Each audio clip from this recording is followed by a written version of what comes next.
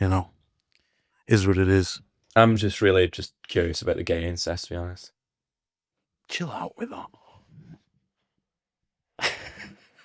What gay incest? I don't Apparently, no, in the remember. third season, like brothers start fucking. I don't know if I paid attention. Yeah, maybe you missed that scene. Yeah. Well, it needs shutting down anyway. Right, all needs shutting down. Friend Yeah. of the show, Will Menaker. I agree with what he said about there should be two streaming apps, one called Movies and one called TV, and one has all of the movies in the world ever made on it, and the other is all the other TV shows ever made on it. Yeah, that would be much easier. I stopped. I can't afford to fucking subscribe to these things. No, it's like there's a reason everyone's using a fucking dodgy stick now if you can find one. Netflix is like fucking £50 a month. Genuinely, yeah, and they don't even let you watch like. But you get sent down for a dodgy stick these days. Yeah, you can literally, get some serious especially time. if it's fucking Premier League on it. Yeah, I've seen some of them charges. Fucking 15 years in the slammer for stealing footy. What a joke. And the shite as well. Every dodgy stick I've ever used is utter wank. Oh, it's not good. Like, my dad has one. Occasionally I'll use it to, like, because sometimes, because we don't have Criterion, the best we've got, I think, as an equivalent is maybe BFI, which is pretty good, but they don't have, like, the widest range. No, and fuck that. Even still, I'm not paying for that. No, I did get a really good deal for it. It was literally like £1 for 3 months for BFI. Like, it's... Yeah, well, they can fucking... British film. Shouldn't I just be entitled to it by birthright? Default, yeah, genuinely. It's a disgrace. Oh, I guess you went to the orgy. Yeah, I did. I think I might have alienated myself from a few people in record time. Why? I mean, it was going great. Like, I am like pretty social. I can talk to people, and like already, like, a lot of people are quite fond of me. They remember me after so many. Is it a sit down do at the start? Is it someone's house? Yeah, it's just like it's a random apartment or a house each time. Yeah. And you go there, and it's like I prefer the more like intimate ones in the sense that there's only like a dozen people tops. When it's like 20 off. There was more than yeah. Sometimes it's like 20 or 30 people, especially if it's like a really big apartment or a house. Oh my god! I mean, the two Christ. husbands, they have like a 3-story house, like just a straight up house. So they have like fucking 30, 40 people there. Yeah. See, it's not for everyone. I wouldn't go to that personally. I wouldn't turn up to someone's house with 30 guys. But do you sit and watch YouTube beforehand? Do you eat? It's all right. So what it is that, like, in my experience, is there food? There's food. Like, they'll sometimes order food. They'll sometimes like throw a few pizzas in the oven. But it was my understanding of gay relations that food potentially a catalyst for disaster. Well, no, because you've got a bit of a waiting period before it works its way through your system. Yeah. You know? But even then, not everyone's going to bottom necessarily. Yeah, that's true. It's not like literally wall to wall sex. If it's like 4 or 5 guys who are all close to each other, it'll be anywhere, everywhere. But obviously, if it's like a large social gathering, it's going to be mostly just guys walking around in shorts or jock straps, just talking, drugged up, maybe a little drunk, and it's like a regular afters, except with a homosexual edge to it. And then maybe there's like a couple rooms that are sequestered off for the purposes of mass gang gay sex. But it's not an afters by any metric. It's the event. It's the during. Kind of, yeah. I mean, it's like it's usually after a rave or like a big night out, but sometimes it's just set up on its own. But no, I kind of I was too twatty because usually I do think I'm like, I mean, you started a podcast with me, like reasonably articulate and able to sort of like make a point well enough.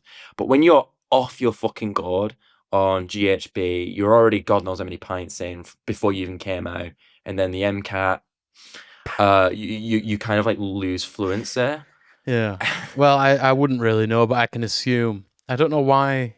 I really don't know why gays choose to do those kinds of drugs. They choose to knock themselves out. They're fun, and they work for the mood because they're very good at removing. They remove inhibitions. It's fun? Yeah, it's the level of sort of euphoria and horniness that you get. But I at any afters where it's just like a straight mucky Bolton, not a mucky bum time Bolton, but just regular mucky Bolton, like just degenerates who,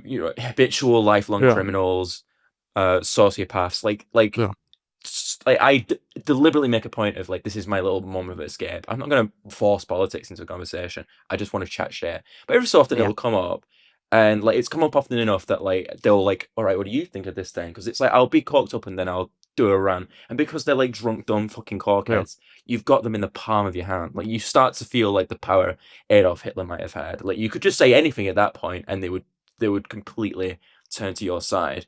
So it's a good thing that I have actually a good. Do you think Hitler ever went to something like that? Probably in his early days. That's how he refined his technique. A couple of the lads who were milling about with probably went to something like that. A certain Ernst R. No, that's too obvious. E. Rom. Which do you know there's parallels between him and you? So you were arguing about Palestine. Yeah, I mean that's the thing. I deliberately avoid politics, but all of these guys, whenever it's been brought up, I was like not to my willingness. It's not something I wanted. It discovered every single goddamn fucking time with every gay guy is that like they're actually very solidly like left wing, sometimes quite radically left wing, and like very pro Palestine to the point like the violent resistance is justified. And some guy I was like sat with him. He's a cute guy. He seems nice enough. And we just like sat in the bed sharing a bump together. And like he's like, I don't know what he was going to do on my phone, but he's like looking through it, and he pulled up Telegram, which is like a few like Twitter friends on, a couple drug dealers maybe, and then mainly just like fucking like the RN Resistance News Network, you know, like the Hamas fucking Al Qassem like update channel. He's like, oh, what's that? And I wanted to say this because I thought as like something just to immediately brush over, it would be funny, and that he would like surely get the joke that's saying, oh yeah, it's the Hamas Telegram channel, and then just immediately move on, just drop it. And he kicked off. Yeah, exactly. It was like, aren't they rapists and murderers? It's like, nah, they didn't do that. And it's like, I'm trying to explain it, and it's like, no, they did, like it was a crack special force. Like they had 5 minutes to get in and out. They didn't have the luxury of raping people. This guy was asking you to condemn Hamas. Literally, yes. The no loads refused meeting. And like I was completely chilled, and I was like, no, I was like, but he was doing it like, and I've had like debates and arguments with people who are like stupid, but they're not rude. They'll hear me out. And so it's like at the end I can go agree to disagree. We'll just move on because it doesn't fucking matter. You're a moron. It doesn't matter. You're one person. But this guy was like so belligerent about it, and I eventually I was like, because he's essentially repeating the atrocity propaganda that was used by Israel and every Western government to justify the rape, torture, and massacre of 500,000 fucking people. So eventually I'm like saying, like, he won't let me get a word in, and I say, all right, and then he slips, oh, I don't actually know anything about politics. I went, and why the fuck are you talking about it then? Why the fuck are you mouthing off? And he's like, sort of, ooh, whatever. He says, yeah, fuck off, you twat. And like he's like starting mouthing off in like the other room, and he comes back and he says, like, no, like genuinely, I did not want to take it to this point, but because I'm the angry one, I look like the psycho. And he's going on, and I'm trying to say, no, just like trying to drop it and trying to explain, but you won't give me your word, and you're being fucking rude. And he keeps fucking agitating to it, and I'm thinking, I have to fucking knock him out, but I can't, and I'm fucked up. I'm like so outraged. Just fuck off, punch a fucking wall. And then people obviously correctly, because that is an unhinged thing to do, think I'm a psycho. Did you do int wall? Was there a hole? No, it was a solid wall. It was completely fine. So it's completely fine, but it's a nice house, presumably, if you're hosting 30 lads. Exactly. I mean, I think that's the thing that annoys me with, like, especially sort of like effete Manchester faggots, is that like they're very passive aggressive and cliquey, but they don't. They just avoid confrontation to an unhealthy degree. Whereas that might just be a Manchester thing. Maybe, but I think it's just like, at least have a punch up and just be honest about it. Like if it comes to that, just have a little scrap and then shake hands afterwards. At least that's how it works where I grew up. But no, it's just like, I'll drop it. I apologize. I didn't mean to take it to that level. But it's like, I am in the fucking right. He agitated and brought it up. But I did my absolute best to stay calm. But when you're that twatted and nobody, like the guy. So did he get told off? I presume that these guys are older than you. Majority either my age, some a little older, some just a little bit younger. But I had some. I had some who give just you a right telling off. So I got told off by a few of them. It's all a fucking orgy. This is. Man. It's. I mean, I still got some dick to suck. Like the guys who already knew me more well enough there. they were like basically on my side and just like downside, like trying to explain what I'm doing. It's like, and like afterwards, like after like it calmed down, they were like, "Are you all right, whatever?" And like they're chilling with me and they're talking to me. Like they were friendly and affectionate. So I don't forget. You know, I don't think I've if an totally knew. Israeli turns up to a debate, if a Zionist often turns up to a debate, George Galloway refuses to participate. But you had no such inclination. No, I mean, if it, like, I'm willing to just let it fucking drop and slide. I'm guessing this is just some ignorant fucking, again, like some dumb faggot Yeah. who's like doesn't realize anything about the fucking world. But it's like I Yeah. know enough of these guys are like left wing enough that I could say, yeah, this guy's like a Zionist. Like he was Yeah. he was justifying Palestinian genocide. Like if I have to play that game, I don't have to spark him out. I can just paint him as a Nazi, which for all intents and Yeah. purposes he might be.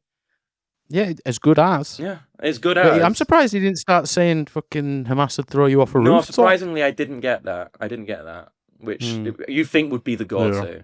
But no, just repeating something that was like thoroughly debunked. Like for 15 fucking months, I've been looking for that fucking video.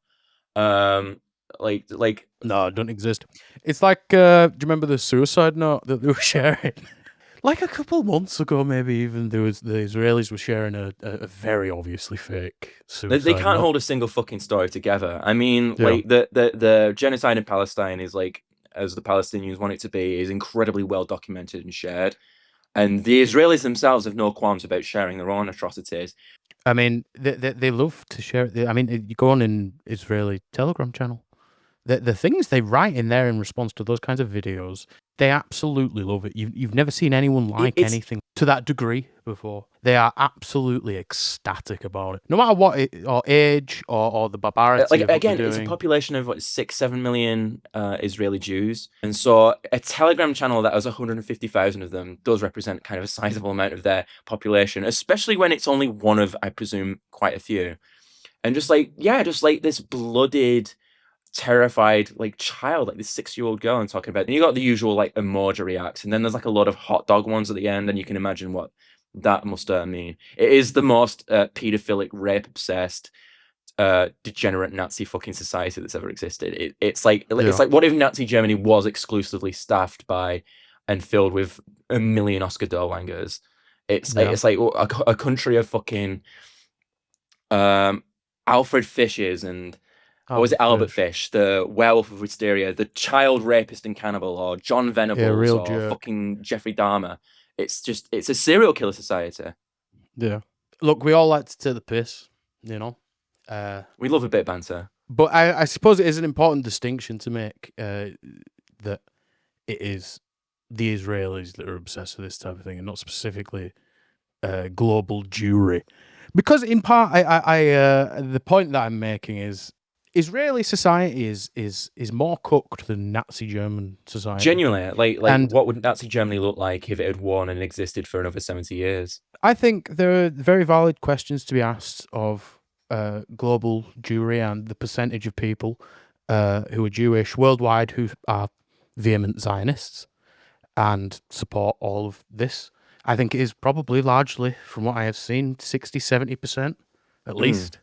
And that is terrible. Yeah, it's grotesque. You know, that something needs to be done about that. They need to, you know, knock their heads together and come up with something. It's a level of supremacy that is completely unchallenged. Yeah, it is. It's white supremacy.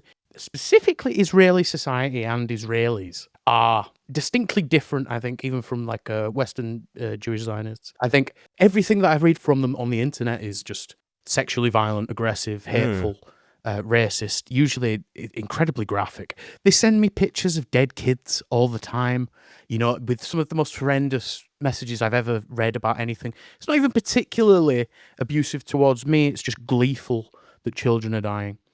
And you can, they readily identify as Israelis. There's no shame to saying this. I mean, you can usually tell by the way they type. Despite like English being one of their main languages next to Hebrew, they genuinely come across as like illiterate. Yeah, but I think it's in part because they're just absolutely fucking stonking with rage all the time, and you can it's palpable in the words that they send and the things that they write. Because even when they're gloating and they're laughing, ha ha ha ha, you can tell that they're really they're furious, really angry. And you know, I think wouldn't it be good if maybe as a global population we all said we need to have a word about this and come up with something here, because how even, ceasefire, permanent end to fucking hostilities, they get their perfect fucking Bill Clinton Oslo Accord 2-state solution, whatever, pie in the sky bullshit. How are you supposed to live alongside people who think this way and say these things? Celebrate the death of children, celebrate the raping of women. You can't. I mean, the thing is, despite everything they've endured, the Palestinians would attempt that if there was an actual real plan in place for it.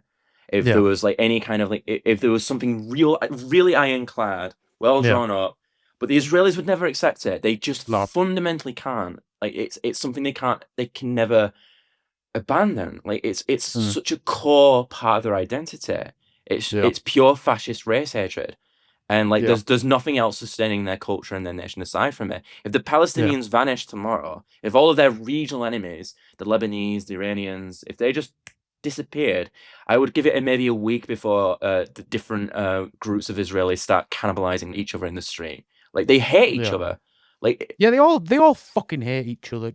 It's just a society of people just completely consumed by hate, and the question of how do you live alongside these people? How do you integrate these people into even a regional context?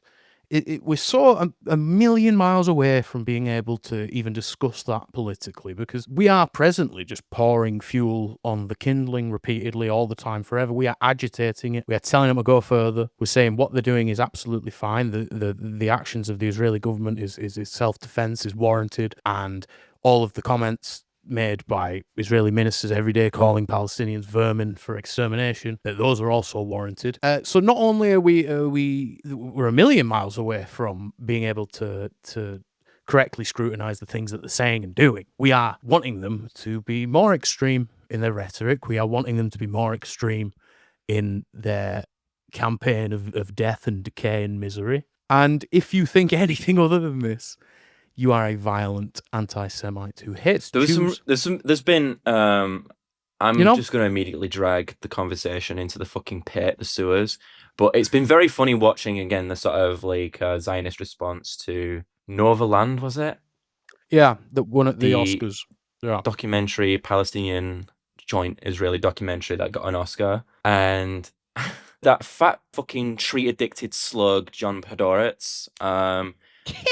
Did he say? Yeah, Hollywood. Hollywood the is anti-Semitic. Hollywood. That's the first. That is taking the piss. I mean, in his credit, I do think Jewish voices are underrepresented in Hollywood. Yeah. Oh, when Adrian Brody won at the Oscars, I was saying, thank God, finally, a film about the Holocaust. Yeah, being acknowledged. This oft ignored getting some silverware. It's so funny that like he's won 2 Oscars and they're both for Holocaust movies. He's a Holocaust merchant. Yeah, he is. He's farming the Holocaust. Hello, everyone, and welcome to Scroungers podcast. One of the most successful and lucrative audio programs that Britain has ever produced, really. I am your repellent, parasitic, chancing thief host, Eyup Lovely, I think. Yeah. I was trying to go off the dome. I mean, how do you sleep at night? How do you sleep at night taking a fiver a month? How do I sleep at night as a repellent, parasitic, chancing thief? Bit harsh. And I'm joined, as ever, by my repulsive co-host. Yeah, that's me. The hapless homo, Jacob Venom Snake. Jacob, say hello. Hello, everyone. We are glad. We're glad to be back in the booth for this one. It's been a lovely response to us on Chapo for the most part. A glowing reception, I think I would call it, on when we appeared on Chapo's Trap House. Yeah, I was worried because I don't think I was particularly great because of how genuinely nerve-wracking it was. Yeah, Jacob sicked down his top in front of all the clever Americans. That's not true. I didn't do that. I did go for a bottle of wine on the camera. It was 4 p.m. where they were. They were just, it was light afternoon. Yeah, but they just had lunch. They understand time differences. There's a guy on Twitter. I don't know what his username is. I wouldn't say it if I did, but he just replies to absolutely every single bit of news that goes on worldwide. and tags Will Menaker and demands an explanation. He's just like, Will Menaker got anything to say about this? It's fantastic how committed that guy is. And they've got some of the best stalkers and psychos going. And one day we will.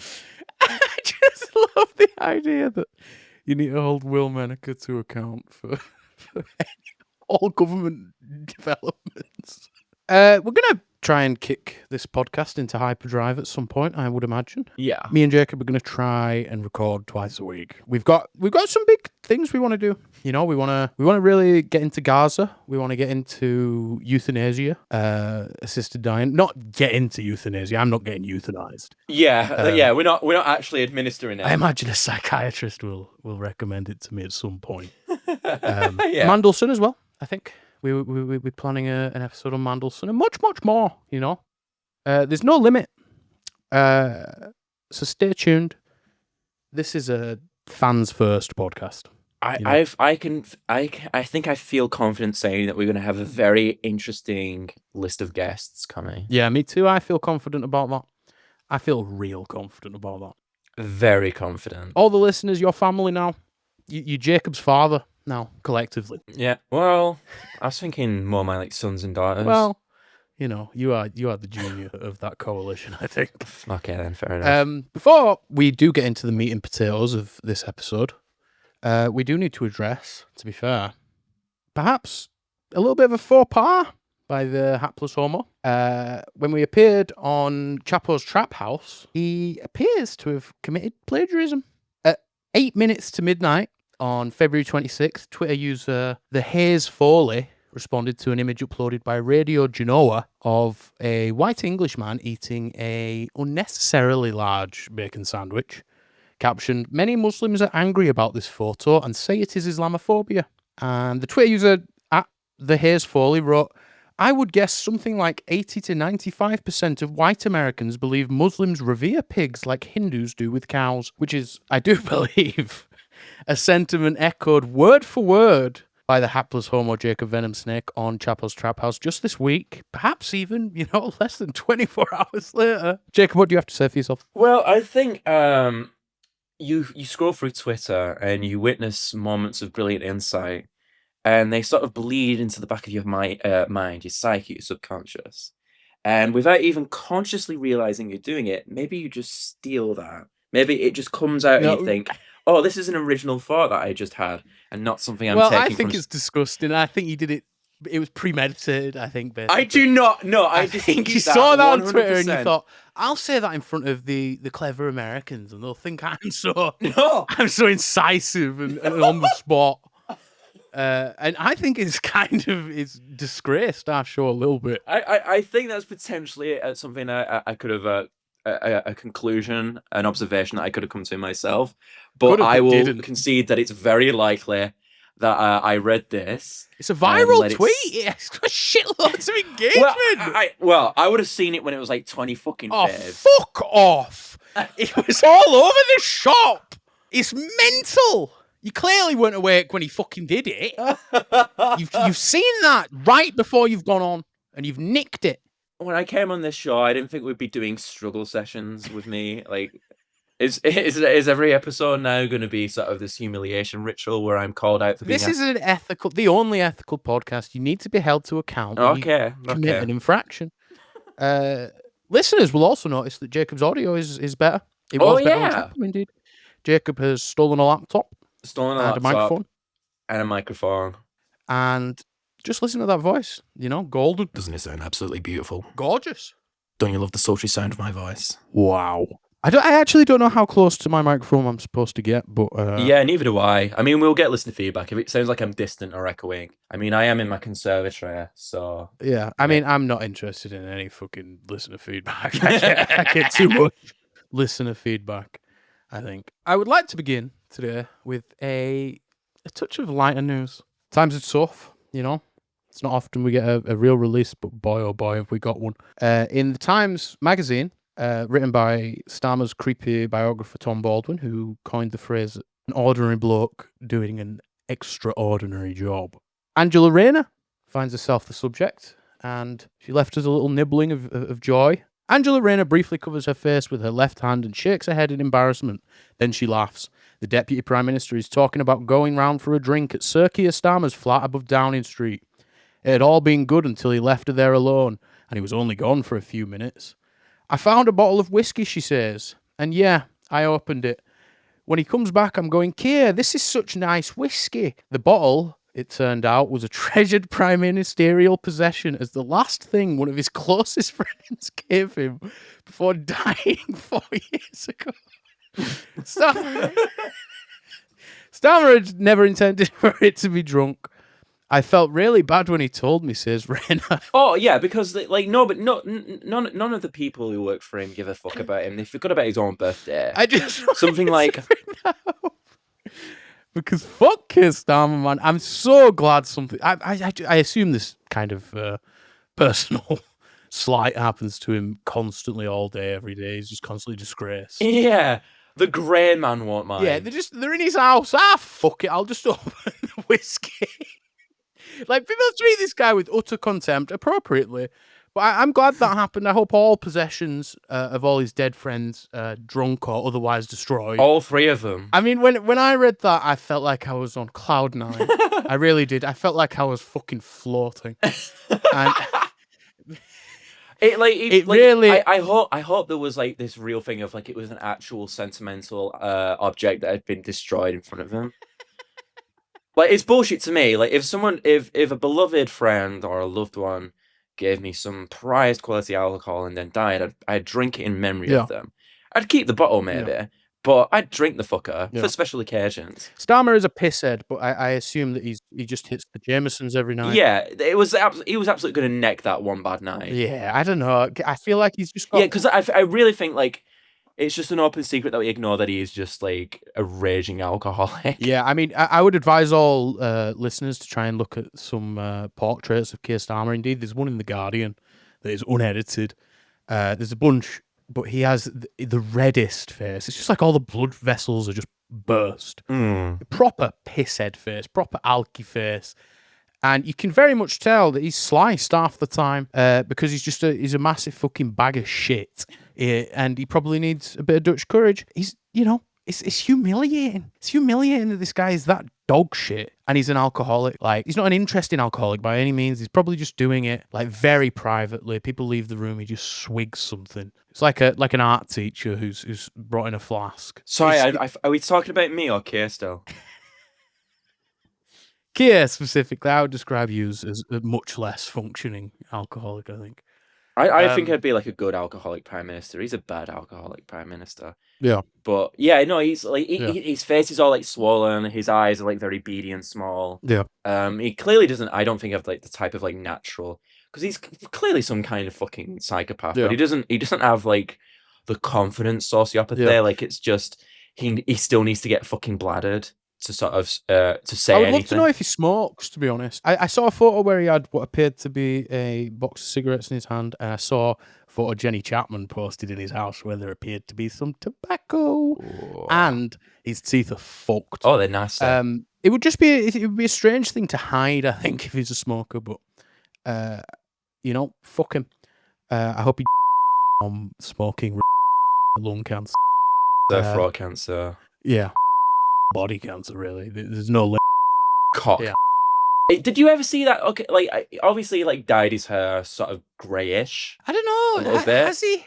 He went grey very quickly. Sometimes it's going a bit white. Randomly, after being elected prime minister, he appeared on like a video of some news thing where his hair was like Leland Palmer season 2 Twin Peaks white, just out of nowhere. Like, I'm guessing Nigel Farage. Whenever Nigel Farage is doing a little political reboot, whenever he's coming back, he always dyes his hair brown, gets a tan, and he looks atrocious every time. He looks like absolute shit. Yeah, he's not. I wouldn't call him fuckable. Farage? No. I wonder if there is a cohort of person that finds him attractive. Absolutely, 100%. There's probably like entire fan fiction boards that talk about, like, Nigel Farage ex reader, Nigel Farage. And usually there is that like liberal columnist who is just obsessed with Keir Starmer in a sexual way and talks about him sexually. Yeah. I did see on Tumblr once that picture of Keir Starmer tagged under grandfather fetish. I think because he's an old disgusting bastard. I do think this is like a really interesting feature of like modern politics. I don't know particularly when it started, but I really began to notice it more around the time like Joe Biden and Kamala were like running and about to get elected, where it's like it sexualizes them and like their love lives and their romance lives, but also like they're your mummy and your daddy. So it's like you get horny over these like parental figures. It's this weird sort of incestual relationship. Americans are the worst for it. There was that Beto. Yeah, they've really Beto perverted. O'Rourke And they tried to do this with Starmer. About Beto O'Rourke holding down your wrists and making you come. Makes your thighs cramp. Yeah, and you know, there's Starmer's had his fair share. Rishi Sunak even did. But that's sort of imported from America, where they were just talking about, like, during Joe Biden, all the fucking liberal Democrats were just posting, like, oh, I bet Joe Biden's going to slime in his wife tonight. Yeah, he's going to get in a box. It's utterly disgusting. It's despicable. It's grotesque. But it's this, I think, part of a broader trend of like people just infantilizing themselves and wanting to be babies forever. Where it's like, these politicians won't do anything for me materially, but I can pretend they're my mummy and daddy. Yeah, and it's like the mummy and daddy thing. The Americans very much. I think Americans vote for the person that they can best see as either their mummy or daddy. Only daddies hitherto. Yeah, I mean, it's like across the aisle. Like Trump's the stern father whose love that you want to. Well, it's like Mel Gibson and all those people saying, "Oh, it's like daddy's been out, and now he's taking off his belt." It's like, oh, okay. But they want that. And it's sort of an extension of the paternal Thatcher mode. You know, she's the stern nurse saying, no, no, no, you will get better. People want to be bossed around to some degree. They want someone to enforce order into their lives at the detriment of their freedom and their rights. And they also like it when they're funny and disgusting and strange and just an oddity. Because as you see with Joe Biden, though they were hiding him from the media for most of the time, it was also just banal and evil. Lots of people died, especially those last 2 years. But it was boring as well, wasn't it? There wasn't the spectacle like we've had this last week. There was none of that. It was just this demented old cunt hidden in a basement for 3 years, and you weren't allowed to say that he was a demented old bastard. And now they all say, oh, you know, I think Jake Tapper's got a book out about how people other than him covered up the mental capacity of the president. But it was you as well, wasn't it? It was all of them, like the people who like were very adamantly saying across the board, saying that like this guy, like, it's outrageous to suggest he's senile, it's ageism. And now after he's like eating shit and the entire thing has ended in disgrace, they're very confidently and comfortably saying, yeah, no, it's kind of fucked up how this guy was senile and no one did anything, and we just saw it, like just refusing to acknowledge it, covering it up, and then pretending like to extract themselves from that entire scenario. Oh, I had nothing to do with it. I wasn't a part of that. Now I acknowledge the truth. We would be remiss if we didn't discuss this week, at the very least, Novara Media co-founder Aaron Bastani kicking off with a charity over a book for literal babies being manufactured in China. He's got a picture of a book that he's bought called I Spot a Duck, a very first spotter's guide for sharing with little nature lovers. Bastani writes, I asked the National Trust why their Lift the Flat books are made in China and not the United Kingdom. They kindly replied, nobody in the United Kingdom makes them. Britain can't domestically produce Where's Spot books, and people think we are prepared for a war? To be absolutely clear, the book Aaron Bastani is talking about is called I Spot a Duck. This is the kind of thing that is really racking around his head these days. So thank you, Aaron. Glad to catch up. The problem I have with Bastani is mostly that I am the only person on the planet who finds him funny, and he hates me because I showed the world that picture of him smiling. The iconic Bastani smile. Yeah, he was saying I was going to kill his family or something. You're stalking to kill him because you went through like 30 seconds of his Instagram page. I think we got off on the wrong foot. Aaron, please come on this show. I've got some questions you would not like to answer. Yeah, You know? we'll have you on, Aaron. I think we could make gold together. We can talk about our experiences with depression and anxiety. Yeah, I've been very depressed. I've been very down. Yeah, I've been sad a few times. In 2012, I had an anxiety attack once. And then in 2016, I also felt anxious. Yeah. Well, me too, Aaron. We've got a lot in common. It absolutely wasn't real. This is a guy who is like barely more sentient than a golden retriever. You're allowed to make fun of Aaron Bastani having depression in that video. Yeah, and he's going. Since gone on fucking GB News a million fucking times. He's since been on GB News a million times talking about lazy fucking scrounging fucking mental health bastards who can't even be asked getting a fucking Mickey Mouse job, getting up off the fucking arse. And he fucking cut out fucking benefits. Don't like it, leave. Fuck him. But please do come on the podcast, Aaron. Just a bit of banter, mate. Only taking the piss. Yeah, if you want, you can get the Owen Jones treatment from me. Walk got rejected at the ballot box. Let's make music. I think people generally make quite positive assumptions about my mental health. The assumption is that inside there are no problems. I suppose you could say I was miserable. In 2012, I had an anxiety attack. Not a bad one, quite bad, not bad. And I think in 2014, I had another one, which was just unbelievable, amazingly tough. I wouldn't want to go through it again, but at the same time, I wouldn't change it either. I didn't even know what that word stress meant, really. I had no understanding of the word. Why should I be stressed? I was speaking to a GP, because I said, I need to come in, I need to speak to somebody, I need sleeping pills. I can't sleep because of all this stress, anxiety. I never really experienced anxiety or feelings of being miserable because I was obsessed with exercise. I've tried meditation, I've tried things like that, but I genuinely find that for me, lifting weights, which I've not been doing much of because I had an injury, I just find it very relaxing. I was going to be it. I had privileges in my life, which meant that I did maybe have an inner strength, which not everybody can have. But the core of today's episode is going to be us discussing the calamity that has been ongoing over the last 7 days.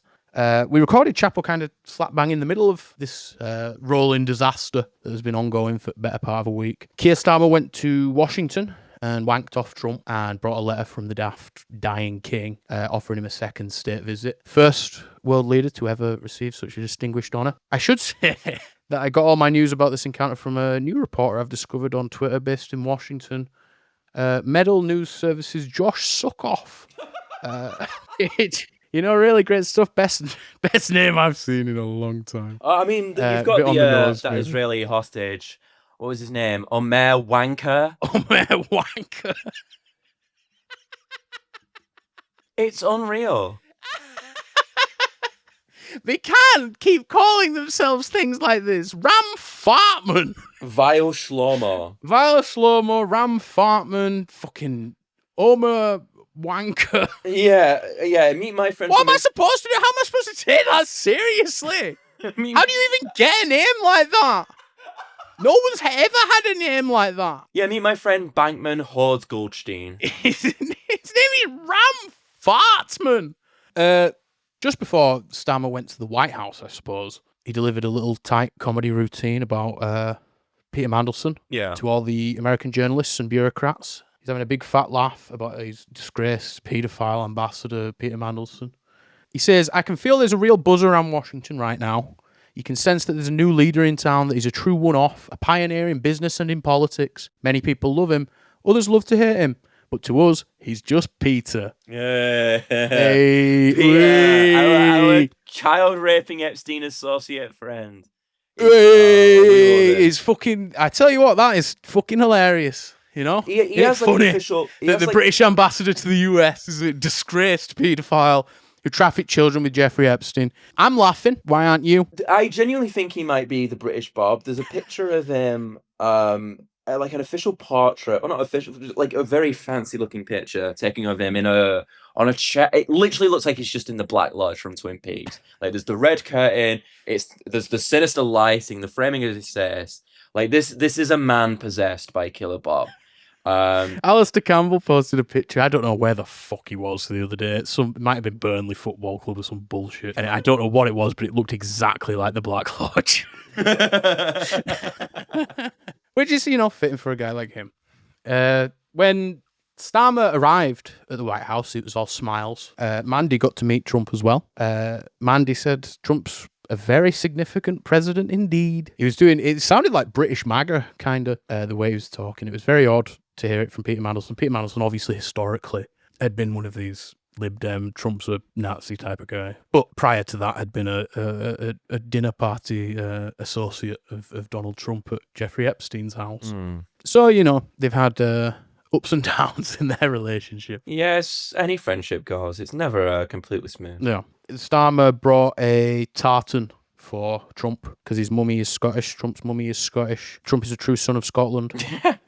In fact, in many ways, you could consider them responsible for him. Yeah. Well, I do. I blame all Scottish people.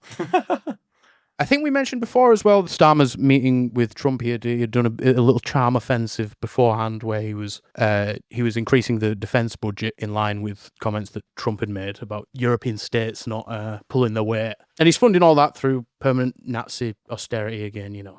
Surprise, surprise. Although, you know, Paul Mason just had a giga-viral, his most viral ever tweet, I think, and it was about British support for Ukraine, and Ooh, good for him. makes me think maybe that defence money is already starting to hit. You know? Yeah. Because Paul Mason, it's usually a ghost town on that Twitter. Yeah, he has something like and he's doing all right with some of that fucking wank he's been posting recently. 800,000 followers, and he averages maybe 7 likes per post. Yeah, people don't like him at all. Paul Mason fever is yet to hit the UK. He creeps people out, and he's also he looks unwell currently. He genuinely looks like a draga. emaciated. Yeah.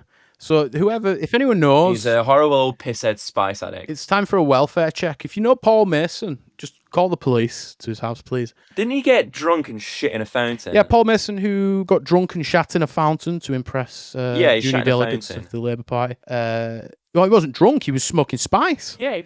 He was spiced off his tits and shat in a fountain on the Labour fringe, I believe, or maybe the World Transformed in 2018. Or something. Starmer had been wanking on about his defence commitment in the press for fucking weeks, and Trump just said at the press conference that he'd just seen it in an article that morning. So it's good to know that Trump just doesn't give a fuck.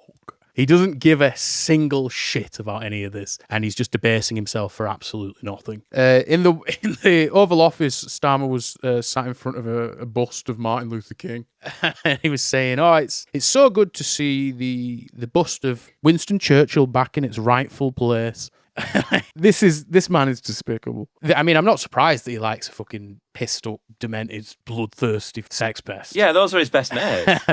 Yeah. Nonetheless, he is taking the piss a bit with the MLK statue behind him. Trump said he was very impressed with Lady Victoria as well. We've met a couple of times, and I'm very impressed with him. I'm very impressed with his wife, I must say. She's a beautiful, great woman. And I said, I said you're very lucky. He's very lucky. And your lovely wife Victoria, who I hope you're not being unfaithful to.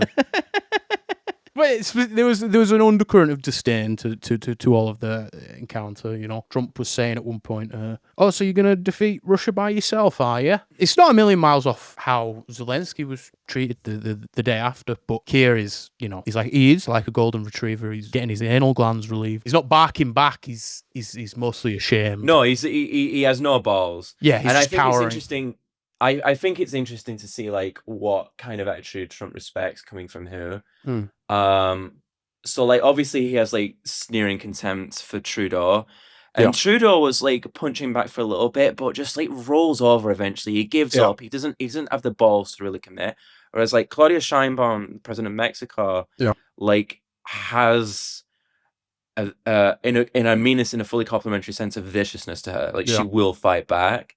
And I think when he sees something like that, like if it's not embarrassing, she has the metal that Corbyn lacked, it's something that I think it's something that he can actually respect. Yeah, I mean he'll get pissy for a little while, I imagine. He'll get pissy, but for he will anything. It's ultimately very probably easy to sort of respect it agitate. more. He's a very strange man. He seems like an incredibly easy man to manipulate. To Yeah, be it's honest. quite. It's a just little that arbitrary Starmer of how. thinks that sucking him off is the route, but he's not completely fucking oblivious to that. He knows that all of them have called him a Nazi, a KKK, fucking Oh yeah, white supremacist.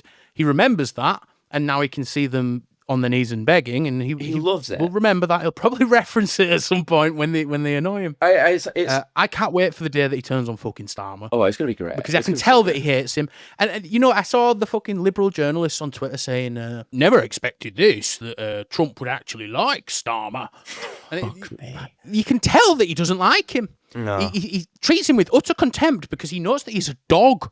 I don't like Donald Trump. I think he's a rapist, Zionist, sex criminal monster. However, you don't need to pretend that he is just infatuated with Keir Starmer, because he's very clearly not. He sees him as his inferior, someone who is going to take directive from him. And I think that is very clear, and Keir is so happy to be in that position. It's not even like Blair and Bush, that unit where you felt like similar-ish age, you know, different sensibilities, different presentation, but you could conceive of a world where these two people saw themselves as equal partners. This is not the case here. Maximising their joint slay. Yeah, exactly.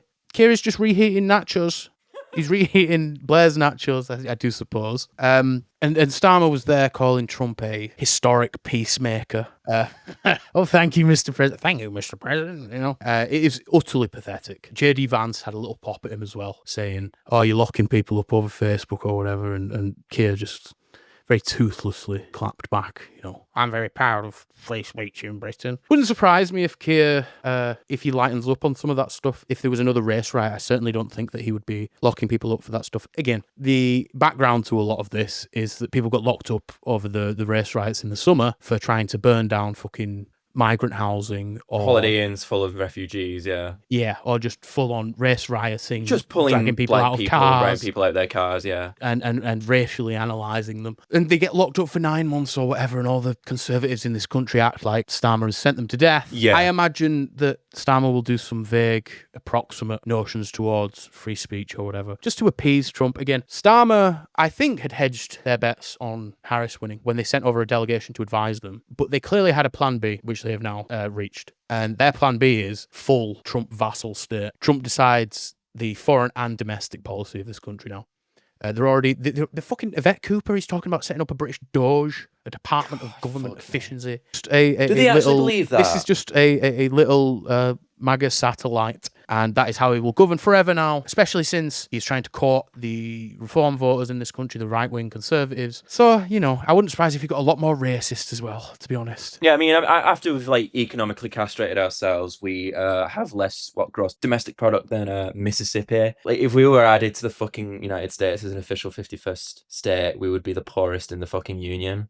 We have no industrial capacity. There's just nothing going for us. Yeah, and again, they were all talking. All the fucking journalists were talking about the respect or how Trump clearly liked Starmer. At one point, a journalist says to Trump, "Will you be discussing AUKUS? You know, the security arrangement between Australia, UK, US that Biden always banged on about. We gave some fucking nuclear submarines to Australia. It's a joke." And Trump says, "What does that mean?" What does that mean?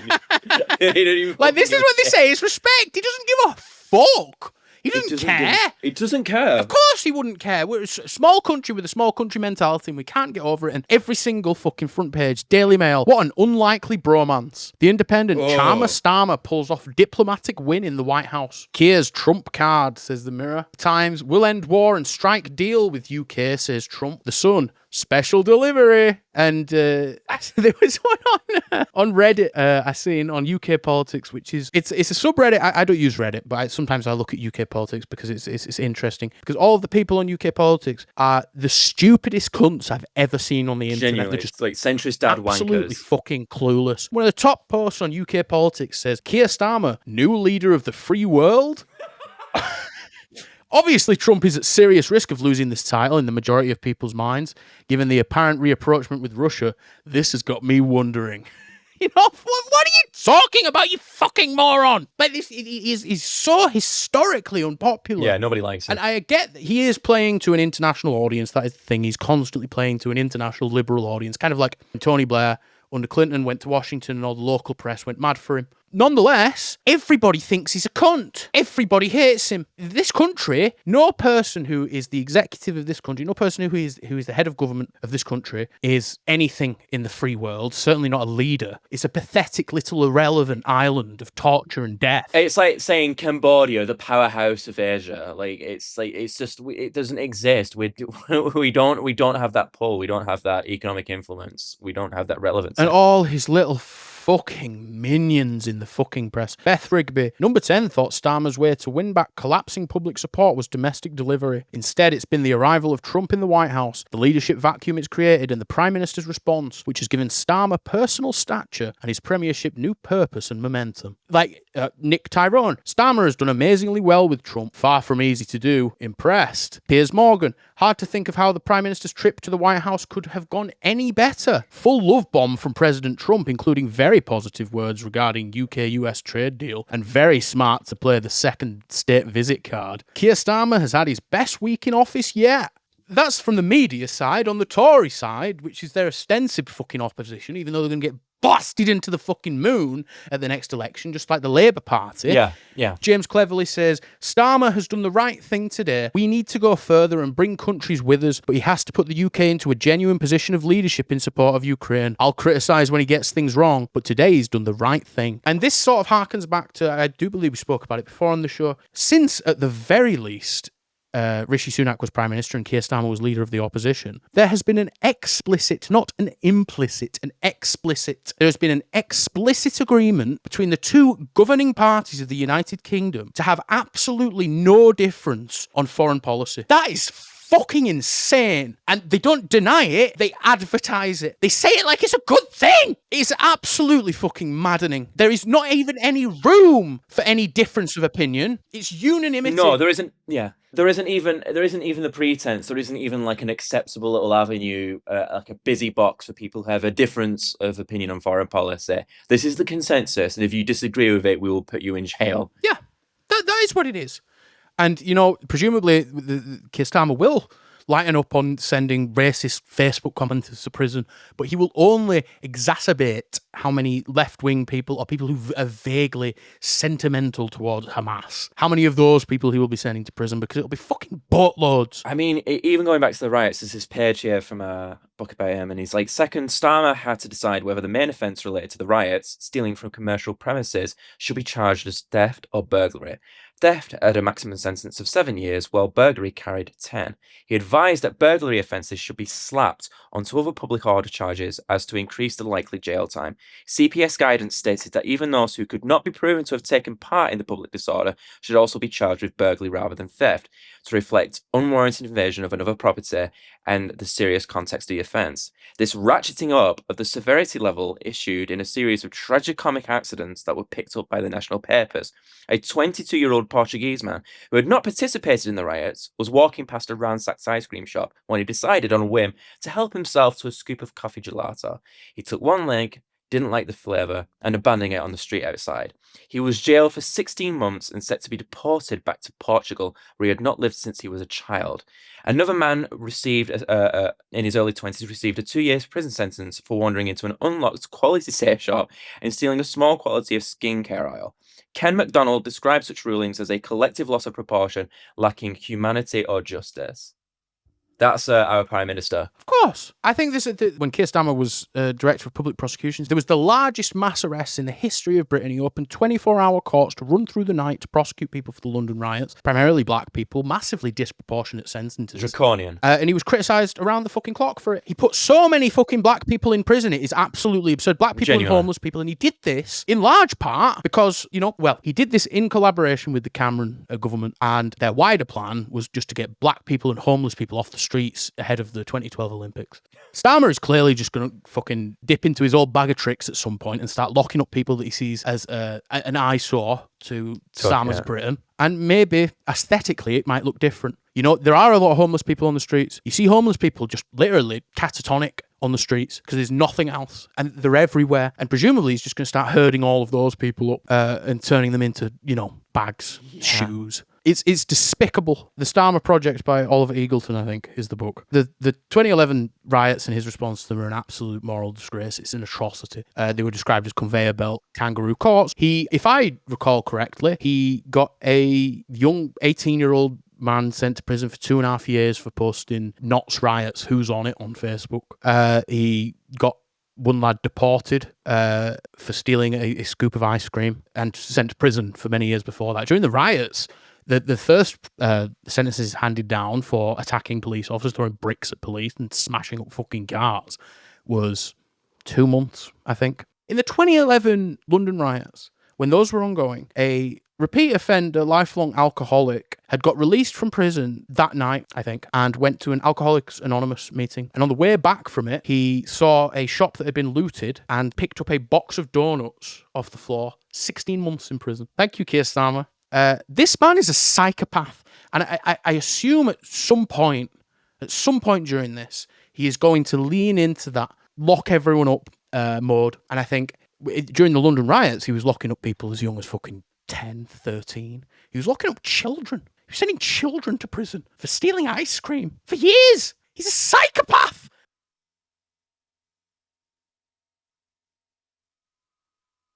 All that to one side, I think the spat that he had with JD Vance is clearly just the whole thing was orchestrated. The whole encounter with Starmer and then with Zelensky, I think, was orchestrated. But the little spat he had about free speech is clearly just something that Elon Musk said. Elon Musk, I believe, either speaks to people who speak to Dominic Cummings, who tells him all of this horseshit.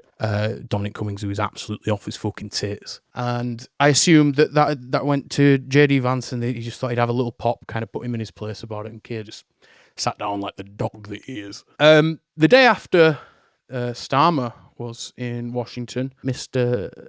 Zelensky went there, and it all kicked off, as I'm sure everyone will be well aware. I guess it started because Zelensky dresses like one of those guys in club bathrooms who sells you a squirt of aftershave and a lollipop, and he's always got a face like a fucking smacked arse. I love how like Ukraine sort of like liberals and fanatics treat him as if he's like Yahya Sinwar, like he's actually on the front line. He's just always fucking running about Europe begging for money, saying you need to live a shitter life. It's like, it doesn't. I know it doesn't really matter, but it's just sort of like, it's just I get why it would piss Trump off specifically, because it's like, he must know you're doing this as a sort of show, like, oh, look at me, I'm Mr. Army Man. Yeah. Put on a fucking suit and shit. The little Vance Trump Zelensky argument, I think, was clearly a trap. Theatre for the pigs, probably. I think I said to you before that the Trump started doing these little set piece spectacles, these miniature spectacles, like the videos of Putin, where he's demanding his pen back from Deripaska or some oligarchs. I assume that he has some Groyper aid that is showing him these things. Maybe it's TikTok. He got big into TikTok in the last election. There was one the other week where he was barking at some Democrat governor about transgender sports. You can tell that it's a sort of pre-planned little set piece.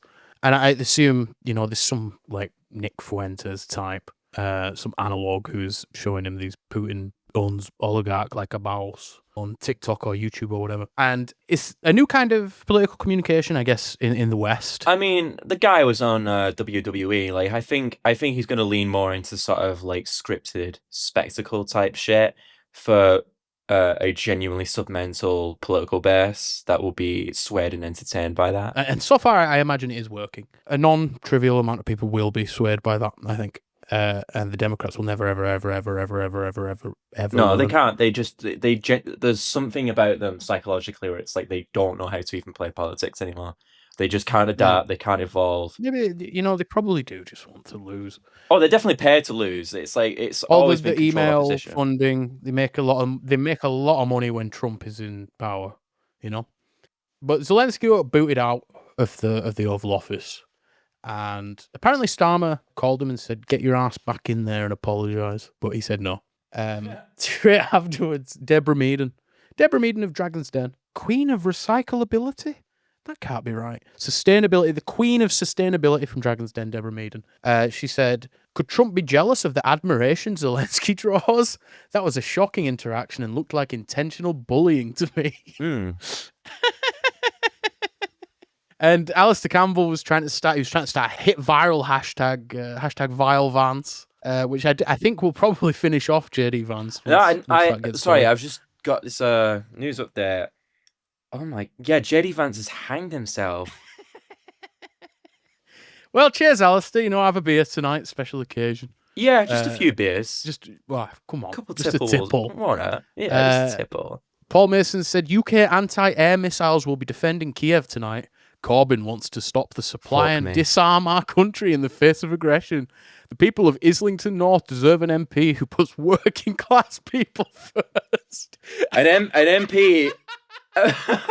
a spice addict MP who shits in fountains, maybe? Maybe is that what the people of Islington... Very obviously he wants it to be him and he's going to run and whatever. He's a psychopath.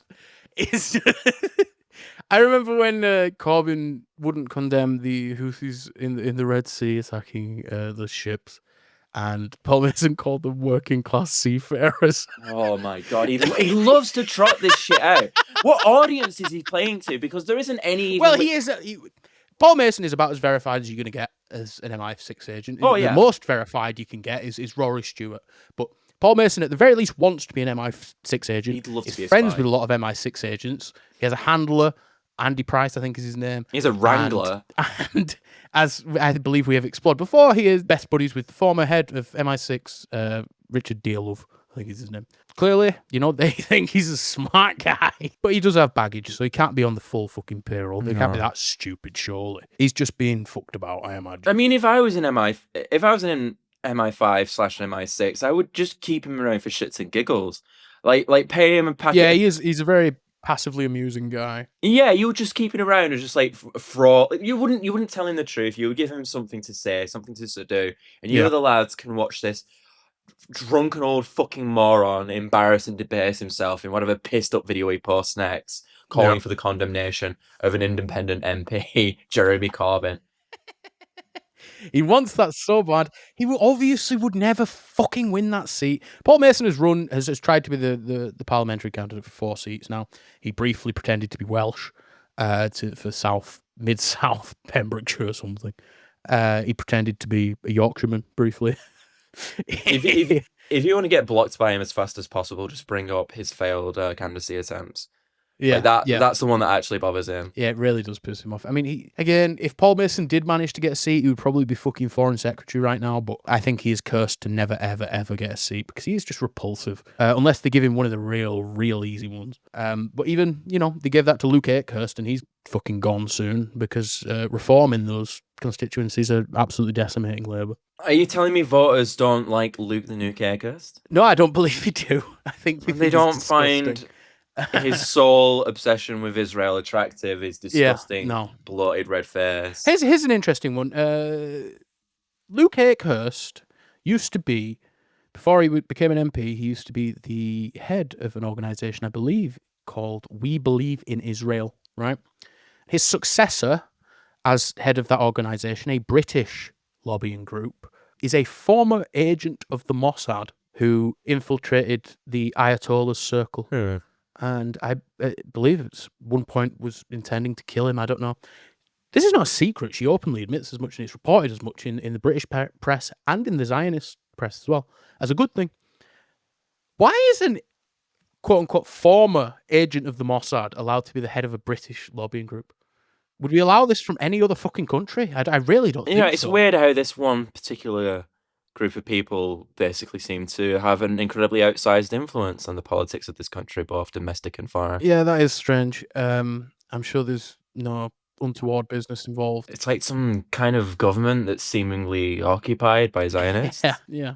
Well, I don't know what you mean. The next day, in the third day, I suppose, of this rolling car crash, Zelensky came to Britain, as he seems to do every other fucking week, to ask for 100 bajillion trillion pounds to buy missiles for his war that will never, ever, ever, ever, ever end. And Starmer was on the back foot after what happened in Washington, let him meet the king on very short notice. to try and salvage all the incredible gains that he made in America. And he said, everyone in Britain, loves you. Every single last living soul in Britain loves you, Mr. Zelensky, and wants to die from starvation to fund your Mickey Mouse war until the end of time. He immediately gave a press conference saying that he was willing to put boots on the ground and planes in the air in Ukraine. This guy is just absolutely fucking horny for World War III. We don't even have like a functioning navy anymore. The thing No. that like we did actually conquer half the planet with, that doesn't even exist anymore. We do not have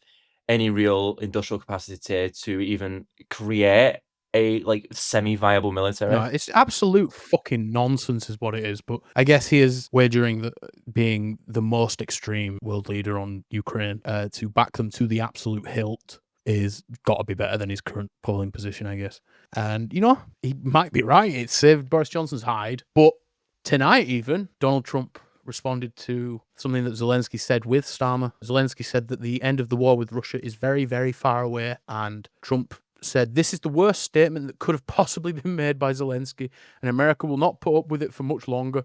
Is why I was saying this guy doesn't want there to be peace as long as he has America's backing. And Europe, in the meeting they had with Zelensky, stated flatly that they cannot do the job without the US. Probably not a great statement to have been made in terms of a show of strength against Russia. What are they thinking? So it's any fucking gains that he thinks that he's made with America, clearly horseshit. Doesn't matter. None of this is going to happen. Daddy Trump is going to say no more, and it'll be over. They will extract all the mineral wealth, and the big fat Americans will get everything that they want, and they'll accept. Those juicy imperial super profits. Christmas is back on the menu. Bryson and Jason will be getting their PS6s very soon. All these people died for absolutely nothing. It is just another notch on the belt of the endless death war machine. Guns run to- So the thing with like Ukraine specifically, like, is what any kind of war like this, and you can look at many of these like wars of independence or the wars that America directly involved themselves with in the 20th century. What are you fighting and dying for? What's the ideology at play? What do you stand to gain? What do you stand to lose? And you can look at the Korean War, you can look at Cuba, you can look at Iraq, Afghanistan, you can look at Vietnam, and there's like serious ideological differences. There stands to be again a real level of like actual freedom and independence, the ability to dictate your own destiny, your own terms, rather than be this ruthlessly exploited colonial outpost or anything like that. And what is the case with Ukraine and Russia? Like how many hundreds of thousands of people have died? How much of the country has been destroyed? For what? What flag? What flavor of nationalism you want? Russian nationalism or Ukrainian nationalism? What is the real difference there? If Putler got what he wanted, I would dare Vladolf, if he got what he wanted and popped Zelensky and probably purged Azov and right sector and the more overtly ultra-nationalist elements of the Ukrainian military and the government, how would that directly change and impact the day-to-day life of the typical Ukrainian? Because there wasn't I don't think there was this intended goal or desire to ethnically cleanse the country or purge it of its slight, subtle cultural distinctions. So, like, what are you dying for? What is the point of this? Genuinely, what is the fucking point of this? Move a lot of guns, I think. Because this isn't. They're not an independent sovereign state. They're not particularly wealthy. Your choice is: do you want like Western friendly Ukrainian oligarchs or more Russia centric oligarchs? Who do you want to be exploited by? Because the exploitation level is roughly going to be the same. The Americans would probably be crueler because they see it more as disposable, something that can be cast aside, whereas the Russians might, as a buffer state, see it as something that maybe should be slightly more uplifted, but otherwise it's basically going to be the same. This isn't like the communism versus capitalism. You are not a hyper exploited fucking slave people. Why would you die for this? Well, it sort of goes after the first few weeks of that war. It sort of goes to the Zelensky appearing on the TV in every Western country all the time. He is playing to an international audience, I think.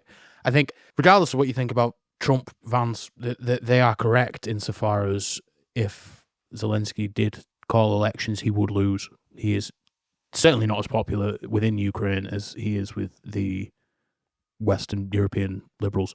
I think that all of these people, and it's an endless amount of people who have died, have ultimately just died for what does amount to just running guns to different areas of the world. And NATO lost. NATO is. I mean, Afghanistan tried up. NATO lost massively.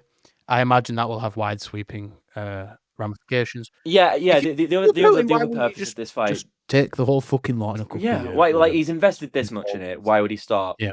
Like there's but the other issue is like they needed a testing ground, I think. Yeah. For potential World War III type engagements, whether it was with Russia or China, they need to see how that would play out on a more modern battlefield, because there hasn't been a kind of war like this before. Like it's usually against completely despotic, failed fucking tin pot governments or irregular guerrilla forces. Like nobody really knows how it will play out. So it's a way to sort of do like a live simulation, but it's also just another way to sort of funnel hundreds of billions of dollars into the military industrial complex and the arms industry, because obviously Iraq's long dried up, that's finished. Afghanistan as well. There always needs to be a hot conflict somewhere to feed the fucking war economy, and so here it is. And it has developed appetites. It's very hungry. It's ravenous. Nigel Farage's response to all this has been pretty interesting. Nigel Farage, until 30 seconds ago, was still a Zelensky dead ender, I think. I don't know if that's because MI6 said to him, get in line, or the implicit agreement between the parties on foreign policy, or if because he saw how well it did covering Boris's hide. But straight after the argument they had with Trump, he started saying that he was very rude and his dress was disrespectful and, completely changed his tune. All these smug liberal commentators are saying, here's the downfall of reform. Here begins the collapse of Nigel Farage. There was one from UK Politics on Reddit that Dave posted saying the article submitted is very unwise. Nigel Farage suggests Zelensky was rude in White House meeting. And the top comment says, I think this is what will finally tank Farage. He's been playing bloke in the pub for years, but if blokes in the pub know anything, it's about banter and when someone is being just rude.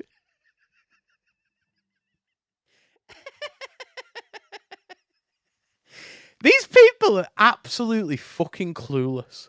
Are we doing this again? No, I mean... How many times? Normal people do not have the kind of ideological reverence, the ideological fervour for the Ukraine war that these people think they do. Delusional. They're sick to the bastard death of paying for it, bills going up, money going down, Zelensky coming around saying you can't have a hot shower anymore. Just fuck off. And all of this just unearned gloating obviously just negatively polarizes those exact voters further away from the perspective. Oh, Deborah Meaden thinks this, so I think the opposite. Oh, yeah. Alistair Campbell thinks this, and he personally murdered a Welsh biological weapons expert and made it look like a suicide. So I think the opposite of this. And they'll all act fucking horrendously shocked when Nigel Farage wins, which has been decided for many years, in my opinion, absent some deal where Starmer squeaks it. And they'll say, how did this happen? And it happened because of you. It's their fault. And it will be their fault. And it's always been their fault. The centre left, the centre right, these people are the albatross around the neck of anything good happening in the world. And I think fundamentally, if you support Ukraine right now, you support endless war and endless death and endless carnage, I'm afraid. That is just how I feel about it. Putin, bad man, sure. Zelensky, also a bad man. There's no winners. It's done.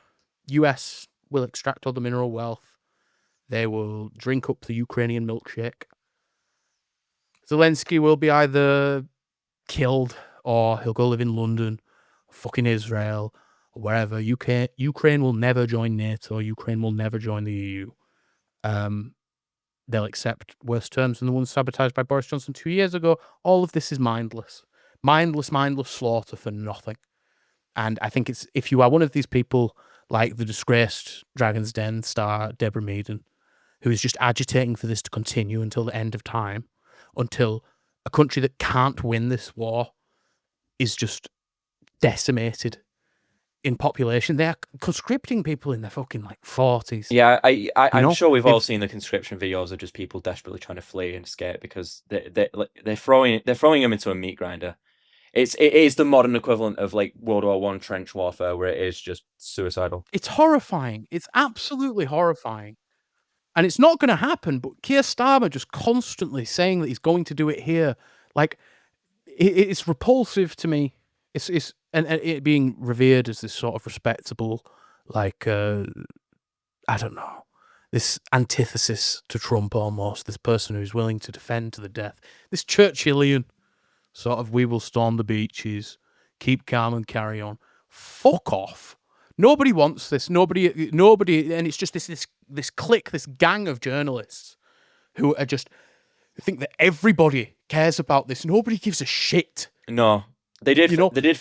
You know, the average person had some like commitment to it for maybe a year. Not anymore. They're like, nobody cares, or they've gone back to calling it the Ukraine. Yeah, You yeah. know, All of the performative they- gestures are gone. Nobody gives a fuck. It's all gone. And it needs to end. And if it's bad man, disgusting, evil, sex pest, Zionist, Donald Trump that ends it, or someone else, it doesn't matter. It needs to stop now. Can't be having this. Just fucking let Russia have the lot. Let them have every last fucking inch of it. People need to stop dying. It's not right. I get it's bad. Yeah, you shouldn't fucking invade a sovereign nation, whatever. They agitated for it. Once you start getting into the weeds on that, it's just endless. I think people shouldn't die. I don't like it when people die. For nothing. For nothing, Definitely not for especially. nothing. Definitely for Especially nothing for like nothing. this. Um, Yeah, it's just one of those things where, again, you just have to once again acknowledge that the collapse of the USSR was one of the world's greatest tragedies. Yeah. Historic tragedy. I don't know how anyone can disagree with that. Unparalleled in fundamentally. Like history. you like the mass human death and suffering and poverty that's come from that. Like you have to be just a psychopath that hates something just purely out of ideological blind conviction, Yeah. rather than any moral or practical reason. You just better hope the Chinese dream saves us all, you know? God, yeah. If this Chinese century doesn't come, we're going extinct. Yeah. If any of our listeners want to learn more about the conflict in Ukraine, you can listen to smart people talk about it, or you can read smart people talk about it in events in Ukraine, the Substack, which is the only source you'll ever need, really. Yeah. And Stefan Miroslav have a podcast, Regime Radio. Very good podcast. They're very smart very about it. I enjoyable. think that's just come back. And, you know, we don't know anything. This is it's a moral case we're making here. There was not related to Ukraine, but there was a video I saw that it seems like there's still, despite him being the king of our lives for 10 years now, this the dominant political figure of our generation, Donald Trump, a lot of people still seem to completely misunderstand his psychology and where he's at and how he got there. And there was a video I saw that I thought was really quite illuminating, where it's him, God, I want to say it was probably in the 90s, reviewing and critiquing Citizen Kane. And it is quite funny because he still has his like Trumpisms of some of the things that happened to him are not very good in particular. Like this, like his dry understatement. But like he's very consciously aware of like the story of it and what it means. Like like talking about the more wealth he accumulates, the wider and longer the table that he and his wife sit at becomes. Like they grow further apart. The more alienated, he literally says wealth is very isolating. It makes you paranoid. It makes you possess it. Like this isn't, I don't think a script, it's too Trumpish. I don't think this is a script that he was given. This is something he genuinely understands and believes. He's not stupid about who he is and what he pursues. For him, this is his vice. It's like, it's his addiction, it's his compulsion, it's what he enjoys. It's his art form. He's like Henry Hill in Goodfellas. He knows this is like a life-destroying thing that will ruin you, but nothing else makes him feel so alive. And it's illuminating not just for him, but obviously that a lot of capitalists in general, not the current crop, the Peter Thiel, Silicon Valley types who genuinely believe they're like Bob Page, that they can become these transhumanist gods. Peter Thiel now, the boss of former deputy leader of the Labour Party, Tom Watson, who works at Palantir, I believe now. They just get to buy the entire NHS, you know. Yeah, that's a very sinister organisation. Deals are his art form. Other people paint beautifully or write poetry. He likes making deals. And he lives for it. He knows it will kill him. And we have seen like obviously just as a consequence of age, and the insanity that comes with that. Yeah, level of he is power. utterly demented. He is He's not going there. fucking He senile. is- He is going batty. He's bonkers. He's Like, he is balmy. demented. But he was.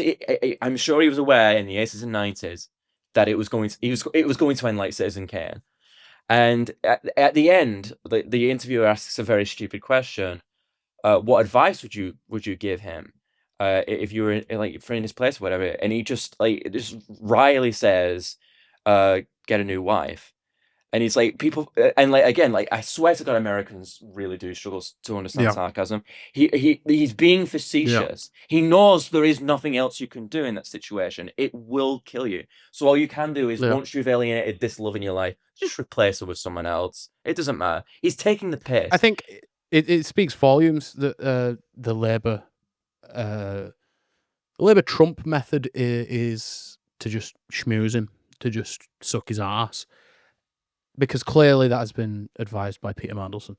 And given the proximity, the relationship that they had before, it is worrying that Peter Mandelson thinks that the way to win with him is to just submit, because those two have clearly done some bad things together, I would say.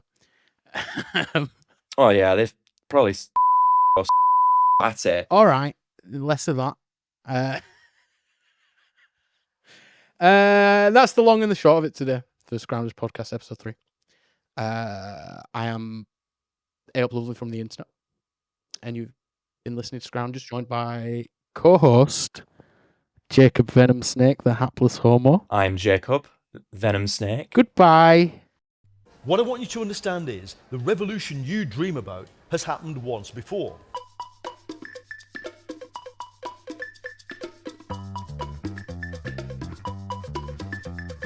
I grew up in a working class town.